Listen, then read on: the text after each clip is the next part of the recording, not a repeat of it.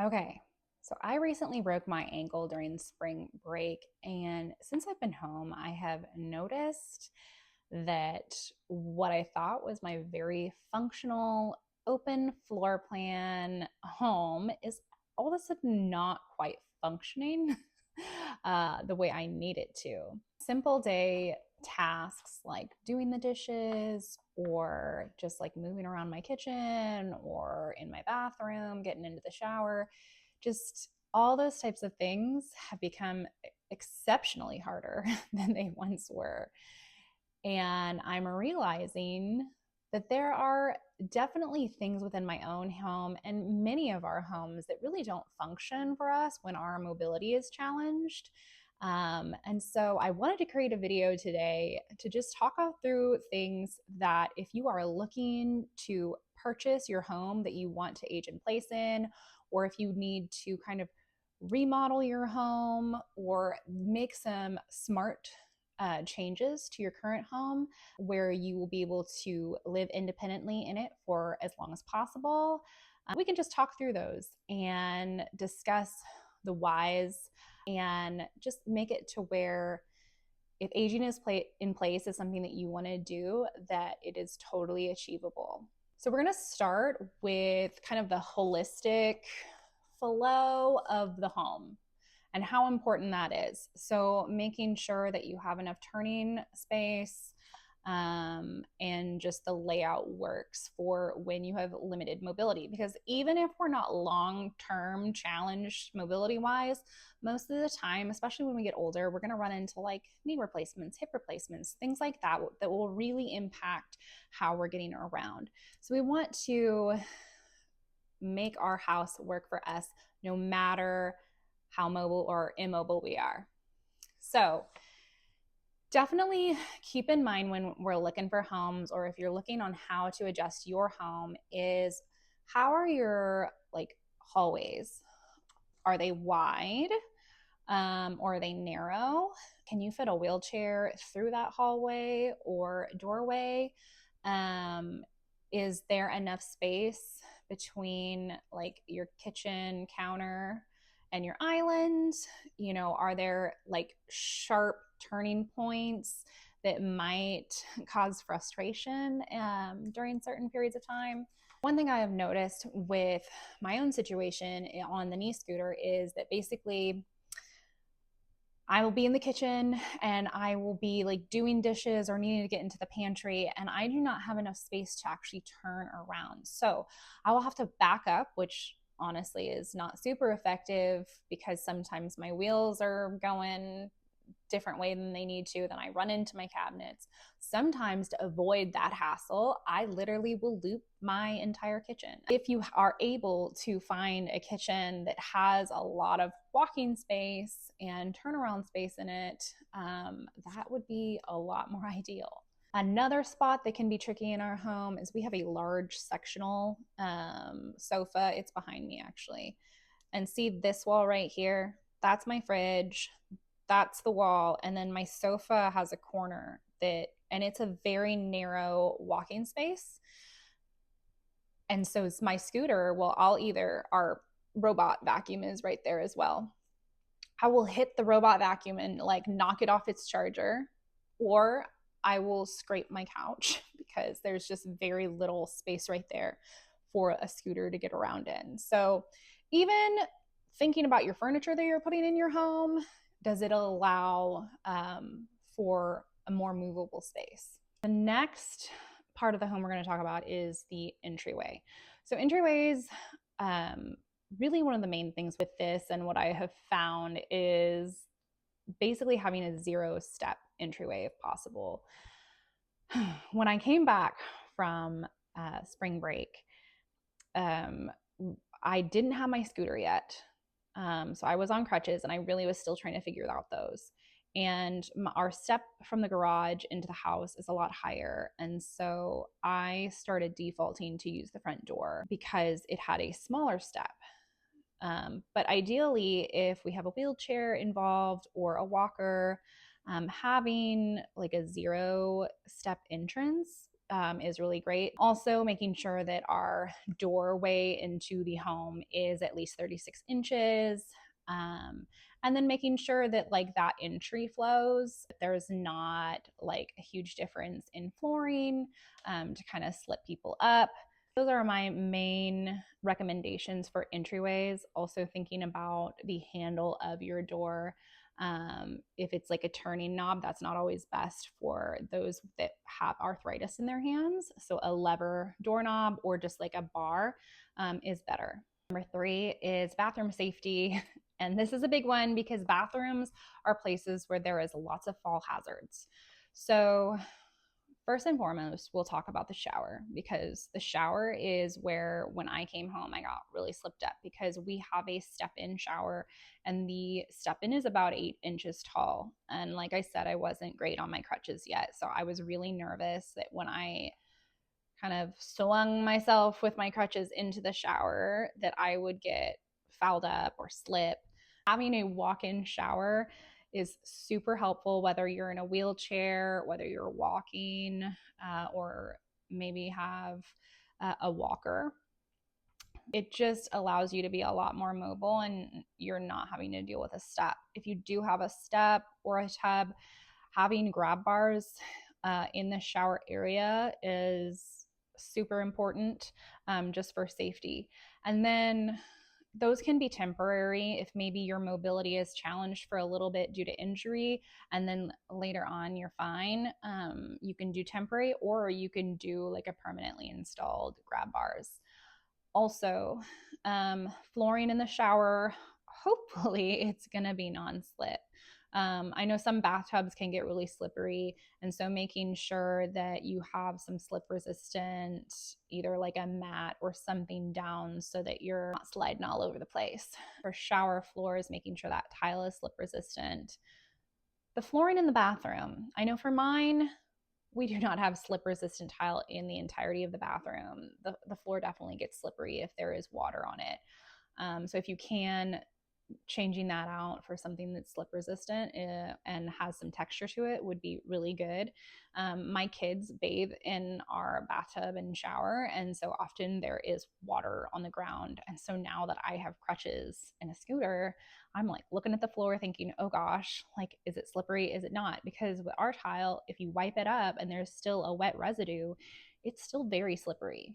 So just things to think about. Or toilets. Having a toilet that is a chair height toilet is very helpful. And then also same thing with the shower, you have grab bars to lower yourself down. For faucets, we talked about door handles, and it's the same for faucets. Ones that are round that you have to really twist can often be hard later on in life when you have arthritis. So handle faucets function better for those with mobility issues in their hands. For kitchen and really your living space, which is where you're going to spend most of your time. Some things in the kitchen that could really help you continue to be independent are pull out shelving. So you open your cabinet doors and you can like pull it out to see everything that's there. That can be very helpful. Having a lazy Susan so that you can just turn it around to see everything that you have. I do this in my pantry for sure, because my pantry kind of goes back into a corner and I can't really get to that corner or see everything that I have. So I have 2 lazy Susans that I use. Lighting. Lighting is super important as we get older. Natural lighting, as well as just lighting throughout. Under cabinet lighting, motion censored lighting can be really helpful if you need that light immediately. Another thing for your kitchen, if you know that there might be a wheelchair in your future, is if you're doing a remodel or looking for a home that might already have some like ADA stuff within it, is lower countertops so that you can remain independent in your kitchen. And then for the living room,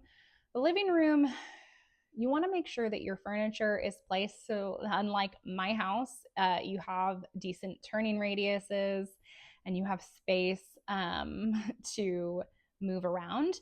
And then beyond that, making sure that your furniture is like sturdy and high enough. It's not like a low sitting couch that you like once you get down that you can actually get back up. just to make your life easier. Next thing is flooring throughout. We already kind of talked about this in the bathroom, but throughout your house, making sure that there is consistency within your flooring. That way, you're not having issues or tripping. Then also, rugs are great, especially with a lot of new homes now have like the wood tile or just wood flooring all throughout. So having rugs kind of keeps a warmth to your house, but they can be tripping hazards. So making sure that your rugs are ones that lay flat and that don't slide around is super important. When we were in our Airbnb during spring break, the house was super cute.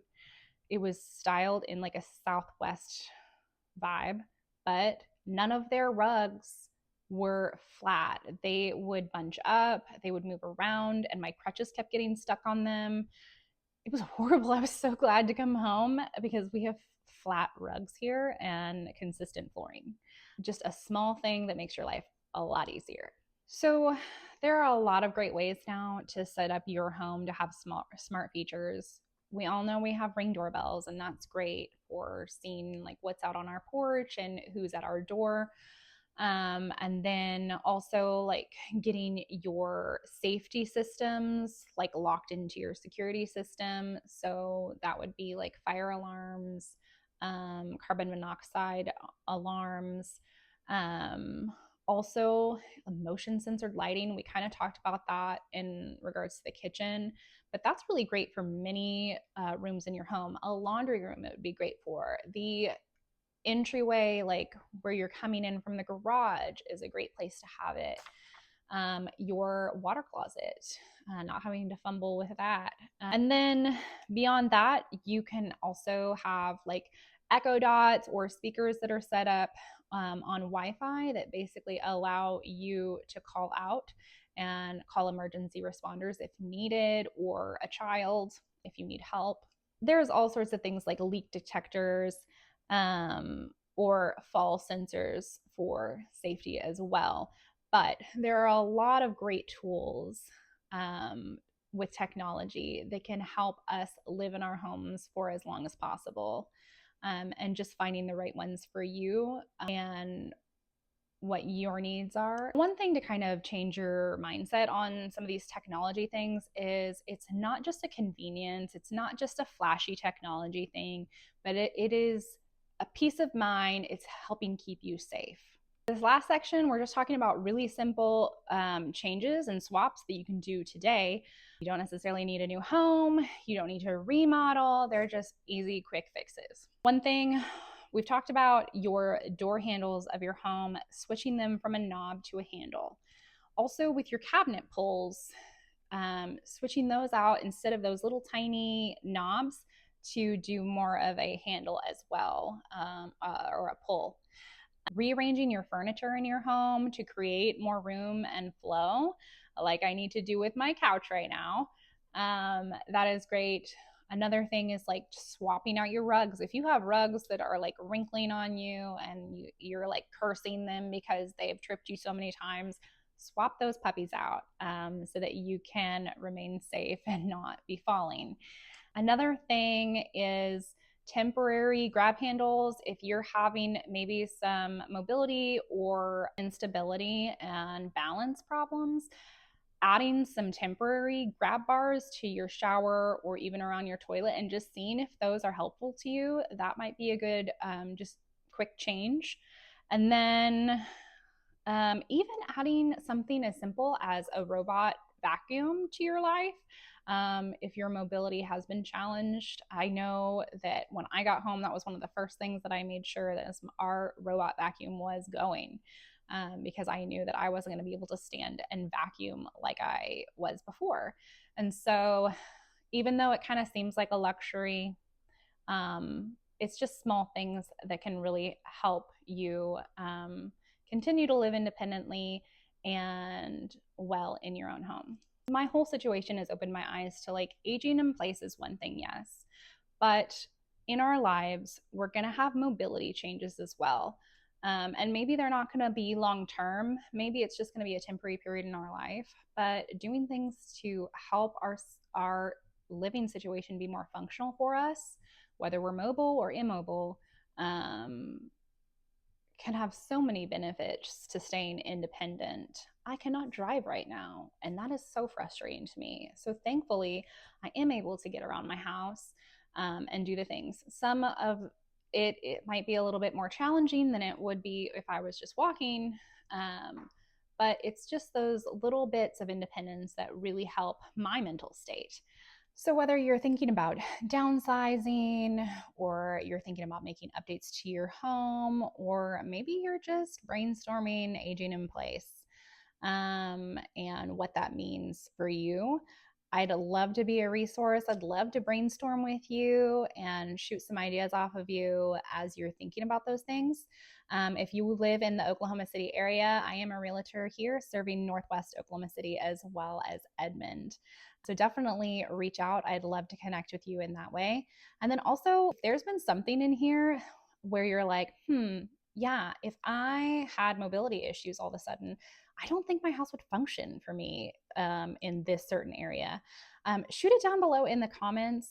I'd love to see just your thoughts on your own home.